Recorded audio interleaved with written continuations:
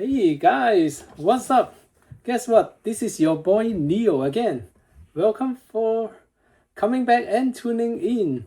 Hey, today let's take a look at some news for just yesterday when we for the very first time after more than 50 years we are flying to near the moon again. And this time it is Artemis II. And let's take a look at the rocket. It will be a quick, very quick video. 9, 8, 7, RS-25 engines. 4, 3, 2, 1. Booster ignition. And liftoff. The crew of Artemis II now bound for the moon. Humanity's next great voyage begins.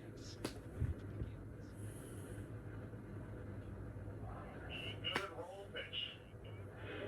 Roger, roll pitch. Houston, now controlling the flight of integrity on the Artemis II mission route. Integrity, AMT high. AMT high. On time passing 30 seconds. Integrity passes the ultimate control. Target milestone. Mission control Houston, see good performance. Space launch system core stage. Integrity, 3 miles in altitude. Traveling more than 1,200 miles per hour. All right, and then now let's take a look at where they are going. And there is a graph. So for these next 2 days, they are circling around the Earth orbit, and it is a high orbit, and they will be traveling at a speed such that the aircraft is constantly dropping. But when it drops, the Earth, because of its being round, whenever it's dropping, the distance from the Earth's surface keep constant. So it's dropping and dropping, but the Earth is still dropping also at the same rate. So they are equal distance all the time. Dropping, dropping, dropping. This is the aircraft. Dropping, dropping, dropping. But then the Earth is round. So whenever it's dropped, it's also going around the Earth at the same distance from the Earth's surface. So which is wonderful. So one thing about being in space, there is no air, so no air friction, so nothing to slow you down. So you keep at a constant speed. You do not need any boost for your speed at all. Once you get to a constant speed, you just continue to move, provided that there is no friction against the aircraft or the spacecraft. And it's amazing. It's amazing. And then after these next 2 days, there will be some boost from that spacecraft, and then it will be going around the moon once.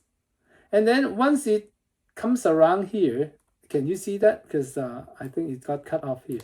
So it will go around the moon. And then once it comes around here, oh, actually, you know what? It looks like it's, circling like this. And then come here this way and circle around the moon. And maybe take some video and snapshot and see where they can land on the moon next time. Because they're trying to find a very deep area of the moon's surface where the sun cannot even reach. Why? Because if the sun cannot reach the surface of the moon, those areas should have some ice or some liquid, such as water, where can sustain a few weeks of human activities on the moon. So they are trying to look for those spaces. So I believe when they circle around the moon on this surface here, on this side of the moon, they will be trying to take some video and pictures and see where they can land, and trying to study the surface of the moon more.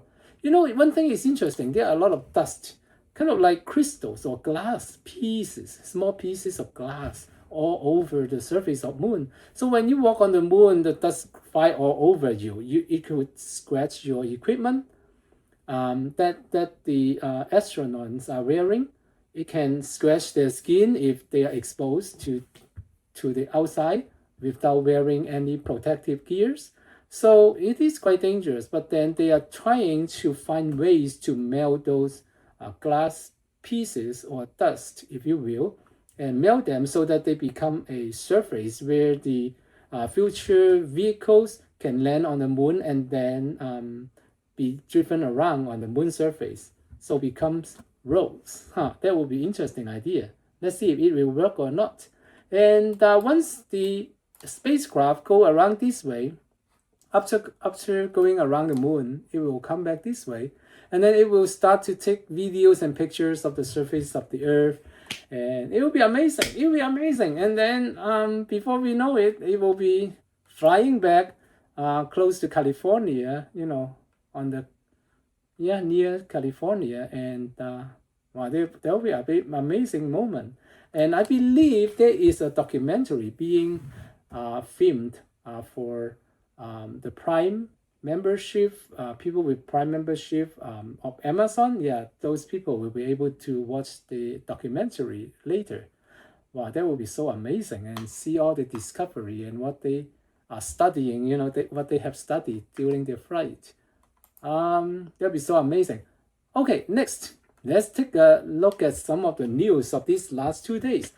Tesla, OMG, why the drop today, right? Remember my last video, I was talking about NIO, the other electric car manufacturer, which happens to be a Chinese electric car manufacturer, and Tesla, OMG, they have already quietly terminated the production of Model X and Model S, because they just cannot compete. The architecture for both of those vehicles were 15 years ago. They were designed 15 years ago, 16, 17 years ago, especially the Model X. It was out in 2011 or 2012, and the Model X was out at the end of 2015 or 2016. So the Model X has been on the market for 10 years, and the Model S has been on the market for 14 years or even 15 years. They are based on old architecture. They just cannot compete. And also, at the price point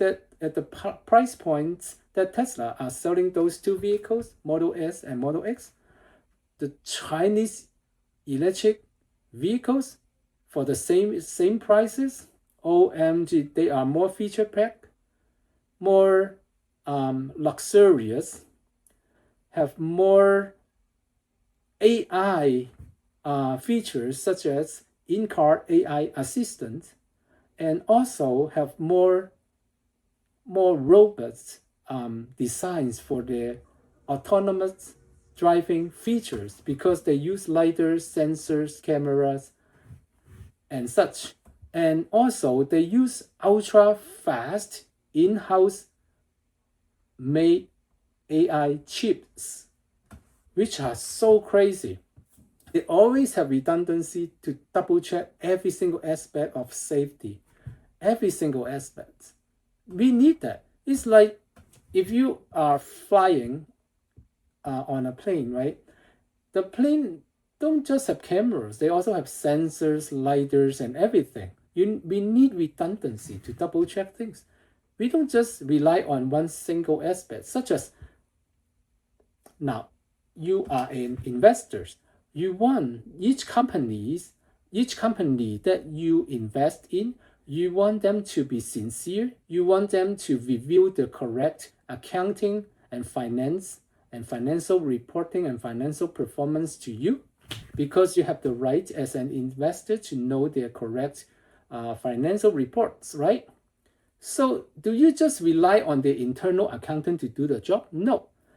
SEC will reveal everything. They have rules to govern how they put those financial numbers on the reports. And also, there are auditors, which are public accountants companies, and they hire those auditors to examine their financial reporting and make sure that there are no mistakes, error-free as possible, before they are publicized as a quarterly financial reports, right? So you don't just rely on a single channel That's what I'm trying to say. You rely also on SEC to have a set of rules to govern all the proper procedures of accounting and financial reporting. And you also have auditors from public accountant companies to help audit and examine each single lines of the financial statements to make sure they are correctly reporting the most important information to investors like you and me. Am I not right? So you want redundancy to be 100% sure nothing goes wrong. But Tesla, in the name of cost saving, will eventually bite the company. Why? Initially, yes, they had higher profit margin because they are using less amount of safety resources for each of their vehicles to do the autonomous driving. But however, the reality is what? Tesla is still stuck at level 2 because of that. But when NVIDIA comes out with their autonomous AI chips, and Mercedes will be using it for the next few months and onwards, Mercedes is already 2.5 level. Even without Tesla's past 15 years of however much of data set that they have for human driving, that don't matter almost anymore. Why? Tesla have so many hundreds of millions of miles of driving data of their owners. Why Tesla do not have an advantage, even if they have that big of a pool of data? Because NVIDIA can use AI to generate even more complex situations, even more complex driving situations on the road than what the Tesla data set can provide. It is so crazy. Then there is no real advantage nowadays because AI is already able to generate even more complex driving situations. And the machine can just do virtual simulations, and then the machine can self-learn how to drive already. Oh wow. And Mercedes will be already 2.5 level autonomous, versus Tesla is still stuck at level 2, not even 2.5. So in the name of saving cost, yes, originally, especially in 2020 and 2021, Tesla saw their profit margin going up. But in 2022, 2023, and especially last year, 2024 and 2025, their profit margin has been half. Do you remember last video that we went through with NIO? And we also talked about the profit margins, net profit margin for Tesla, and they have been going down. For some reason, my computer is off. Okay, now it is back on. Interesting. OMG, what happened? Let's come back here. Tesla reported disappointing deliveries. The worst miss in recent years. Okay? Tesla fell 5.25% after Q1 deliveries, missed expectations. And how big of a miss are we talking about? Are they trying to hide it? If it is other electric car company, they would be on the headline right away. It was 14%. It's crazy. 14% miss is crazy, okay? And since I cannot find it here, let me find AI, okay? Well, what's going on with Yahoo? Okay.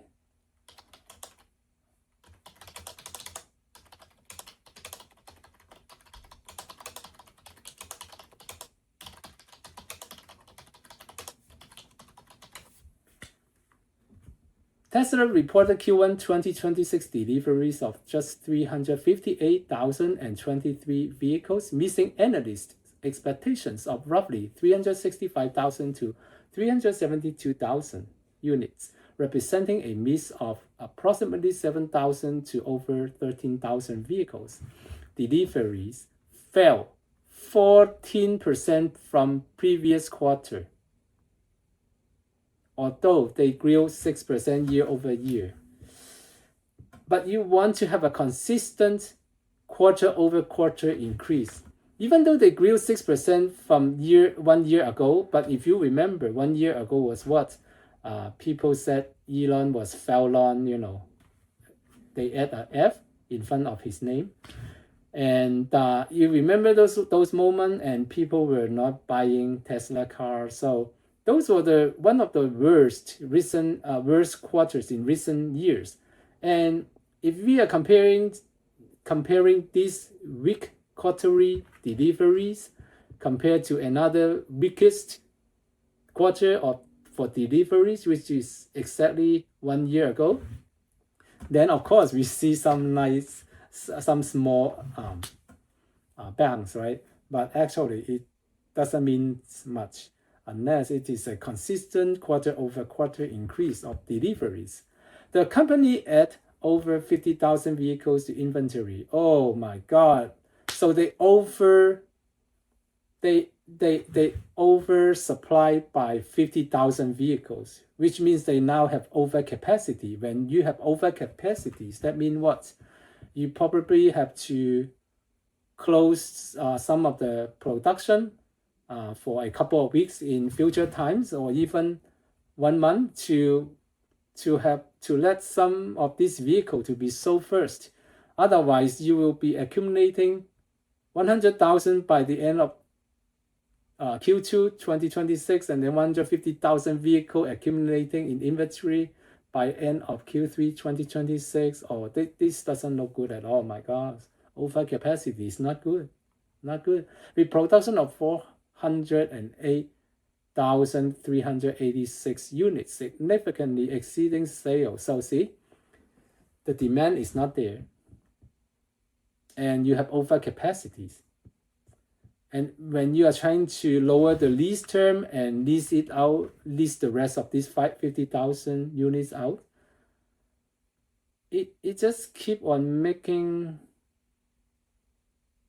other people think twice before they commit to buying another Tesla, because they don't want to see their Tesla go down in value fast anymore. Have you heard of a YouTuber who bought the first batch of Cybertruck, right? 100 to 110,000 US dollar. He sold it with only 6,000 miles, and he saw a loss of $28,000 within 2 months' time. Within 2 months to 3 months' time. Okay, let me be more conservative. Yeah, between 2 months and 3 months' time. I remember watching his YouTube videos. My God, he lost 28,000 within 3 months.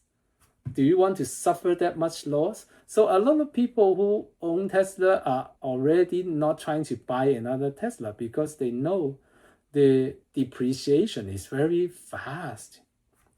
There are a lot of factors, right? I'm trying to avoid talking about politics because my channel is what? Investment only. So there are a lot of factors that make Tesla less desirable this day.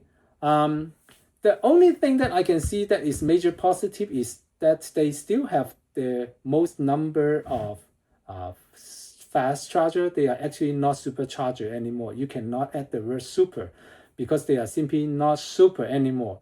The supercharger in China are 1,000 volts architectures, and one can charge the Chinese-made electric car from 10% to 80% in just 7 to 9 minutes.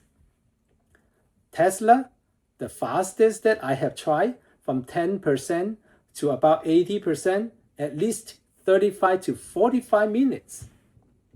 And if you are sharing a dock with another Tesla, your charging speed is reduced by half, which makes it even worse. OMG. Okay, let's talk about the next car company, NIO. Hey, why is it not working? My stuff stops working. See the battery, lithium battery. Uh-oh. All right, so it looks like it is not working anymore.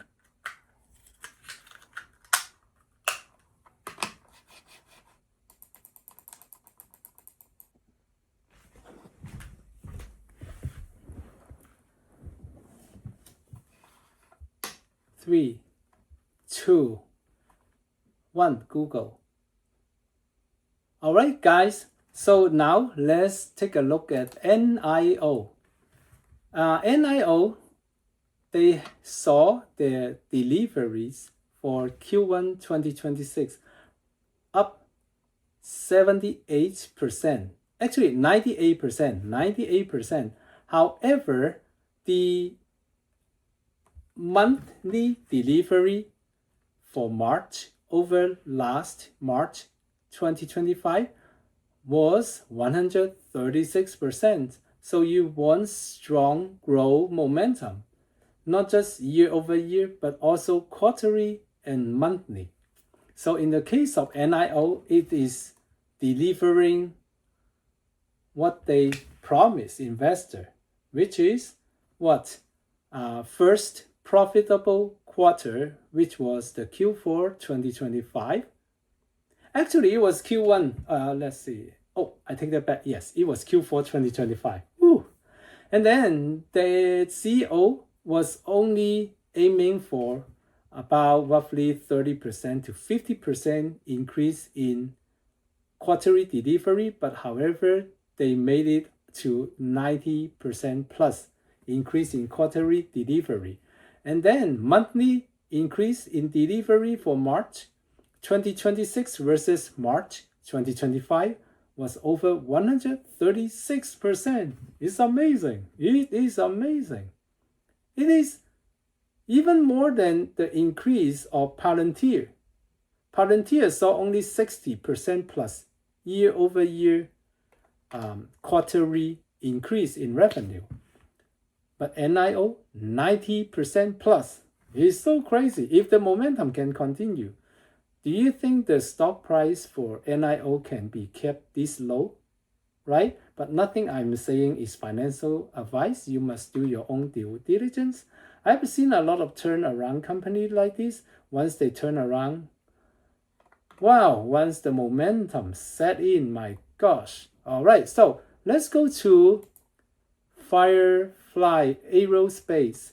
Oh my god, today is so nice because of what? We just watched the Artemis II rocket, right, by NASA. They had a very successful launch, and the spacecraft is now going around the Earth orbit, the high orbit, successfully and safely. So, with all this optimism of space technology, Firefly Aerospace is also celebrating the moment. So that's why it is gapping up today. Oh my god, it has been amazing. We were in at 17. Oh, before this even. Oh my god, 17. Oh, I take that back. Actually, we were in at 1977-ish. 1977, yeah. I always forget 1799 or 1977. Wow, so many stocks, my god. Sometimes I have to remind myself by looking. Yeah, but however, this company face risks such as they are still not profitable. So they may come to the market if the stock price, let's say, go to 50, 40 or 50. And if the company see fit, oh, we need to have secondary offering for our stock and then sell more stocks to have more capital, more working capital to do R&D and do their production of their next rocket. Then when they see fit, when the management see fit, they would go to the stock market and perform a secondary offering. Then it will be diluting existing current holders.